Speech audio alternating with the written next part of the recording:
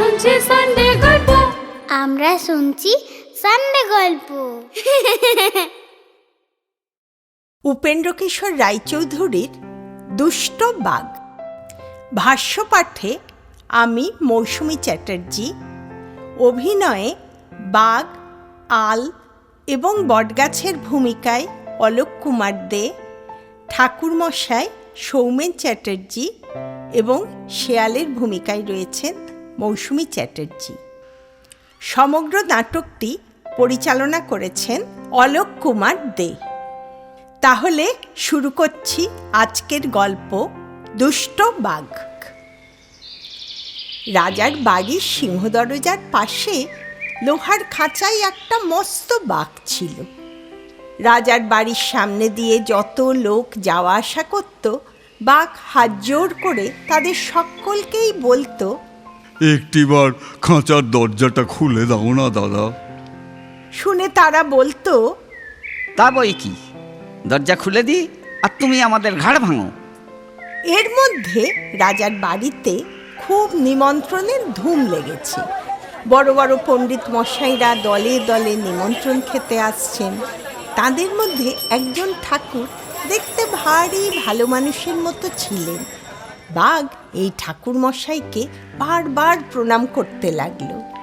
তা দেখে ঠাকুর মশাই বললেন, আহা, বাঘটি তো বড় লক্ষ্মী, তুমি কি চাও বাপু? বাঘ হাত জোর করে বললে, আগে একটিবার যদি এই খাঁচার দরজাটা খুলে দেন, আপনার দুটি পায়ে পড়ি। ঠাকুরমশাই কিনা বড্ড ভালো মানুষ ছিলেন, তাই তিনি বাঘের কথায় তাড়াতাড়ি খাঁচার দরজা খুলে দিলেন। তখন হতভাগা বাঘ হাসতে হাসতে বাইরে এসেই বললে, ঠাকুর, এবার তোমাকে আমি খাবো। আর কেউ হলে হয়তো ছুটে পালাতো, কিন্তু এই ঠাকুরটি ছুটতে জানতেন না।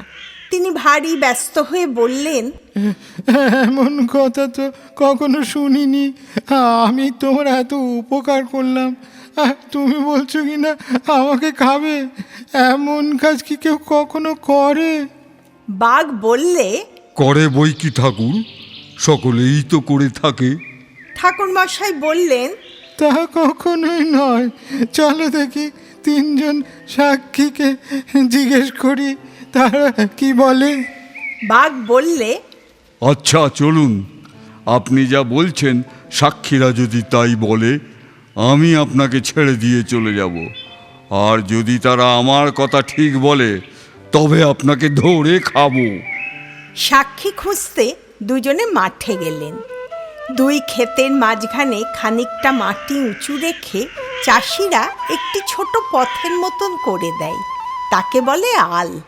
ঠাকুরমশাই সেই আল দেখিয়ে বললেন, এই আমার একজন সাক্ষী। বাঘ বললে, আচ্ছা, ওকে জিজ্ঞেস করুন ও কি বলে। ঠাকুরমশাই তখন জিজ্ঞেস করলেন, ওহে বাপু আল, তুমি বলো দেখি, আমি যদি কারো ভালো করি সে কি উল্টে আমার মন্দ করে? আল বললে, করে বই কি ঠাকুর, এই আমাকে দিয়েই দেখুন না, দুই চাষার ক্ষেতের মাঝখানে আমি থাকি, তাতে তাদের কত উপকার হয়। একজনের জমি আরেকজন নিয়ে যেতে পারে না, একজনের ক্ষেতের জল আরেকজনের ক্ষেতে চলে যায় না। আমি তাদের এত উপকার করি, তবু হতভাগারা লাঙল দিয়ে আমাকেই কেটে তাদের ক্ষেত বাড়িয়ে নেয়। বাঘ বললে, শুনলেন তো ঠাকুর মশাই, ভালো করলে তার মন্দ কেউ করে কিনা। ঠাকুরমশাই বললেন, রোশো, আমার তো আরও দুজন সাক্ষী আছে। বাঘ বললে, আচ্ছা চলুন। মাঠের মাঝখানে একটা বট গাছ ছিল। ঠাকুরমশাই তাকে দেখিয়ে বললেন, ওই আমার আরেকজন সাক্ষী। বাঘ বললে, আচ্ছা, ওকে জিজ্ঞেস করুন দেখি ও কি বলে। ঠাকুরমশাই বললেন, বাপু বটগাছ, তোমার তো অনেক বয়স হয়েছে, অনেক দেখেছো শুনেছো, বলো দেখি উপকার যে করে তার অপকার কি কেউ করে? বটগাছ বললে, তাই তো লোকে আগে করে। ওই লোকগুলো আমার ছায়ায় বসে ঠান্ডা হয়েছে আর আমাকেই খুঁচিয়ে আমার আটা বের করছে। আবার সেই আটা রাখবার জন্য আমারই পাতা ছিঁড়ছে। তারপর ওই দেখুন আমার ডালটা ভেঙে নিয়ে চলেছে। বাঘ বললে। কি ঠাকুরমশাই, ও কি বলছে? তখন ঠাকুরমশাই তো মুশকিলে পড়লেন, আর কি বলবেন ভেবে ঠিক করতে পারলেন না। এমন সময় সেখান দিয়ে একটা শিয়াল যাচ্ছিল। ঠাকুরমশাই সেই শিয়ালকে দেখিয়ে বললেন, ওই আমার আরেকজন সাক্ষী, দেখি ও কি বলে। তারপর তিনি শিয়ালকে ডেকে বললেন, শিয়াল পণ্ডিত, একটু দাঁড়াও, তুমি আমার সাক্ষী। শিয়াল দাঁড়ালো, কিন্তু কাছে আসতে রাজি হলো না। সে দূর থেকেই জিজ্ঞেস করলে, সে কি কথা, আমি কি করে আপনার সাক্ষী হলুম? ঠাকুরমশাই বললেন, বলো দেখি বাপু, যে ভালো করে তার মন্দ কি কেউ করে? শিয়াল বললে, কার কি ভালো কে করেছিল আর কার কি মন্দ কে করেছে শুনলে তবে বলতে পারি। ঠাকুরমশাই বললেন, বাঘ খাঁচার ভিতরে ছিল আর আমি ব্রাহ্মণ পথ দিয়ে যাচ্ছিলুম। এই কথা শুনেই শিয়াল বললে, এটা বড় শক্ত কথা হলো।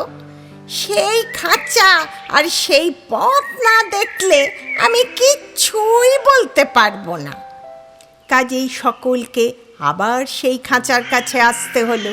শিয়াল অনেকক্ষণ সেই খাঁচার চার ধারে পায়চারি করে বললে, আচ্ছা, খাঁচা আর পথ বুঝতে পেরেছি, এখন কি হয়েছে বলুন? ঠাকুরমশাই বললেন, বাঘ খাঁচার ভিতরে ছিল আর আমি ব্রাহ্মণ পথ দিয়ে যাচ্ছিলুম। অমনি শিয়াল তাকে থামিয়ে দিয়ে বললে, দাঁড়ান, অত তাড়াতাড়ি করবেন না, আগে ওইটুকু বেশ করে বুঝে নি। কি বললেন? বাঘ আপনার বামুন ছিল আর পথটা খাঁচার ভিতর দিয়ে যাচ্ছিল। এই কথা শুনে বাঘ হো হো করে হেসে বললে, দূর গাধা, বাঘ খাঁচার ভিতরে ছিল আর বামুন পথ দিয়ে যাচ্ছিল। শিয়াল বললে, রসো দেখি, বামুন খাঁচার ভিতরে ছিল আর বাঘ পথ দিয়ে যাচ্ছিল। বাঘ বললে, আরে বোকা, তা নয়, বাঘ খাঁচার ভিতরে ছিল, বামুন পথ দিয়ে যাচ্ছিল। শিয়াল বললে, এ তো ভারী গোলমালের কথা হলো দেখছি, আমি কিচ্ছুই বুঝতে পারছি না। কি বললে? বাঘ বামুনের ভিতরে ছিল আর খাঁচা পথ দিয়ে যাচ্ছিল।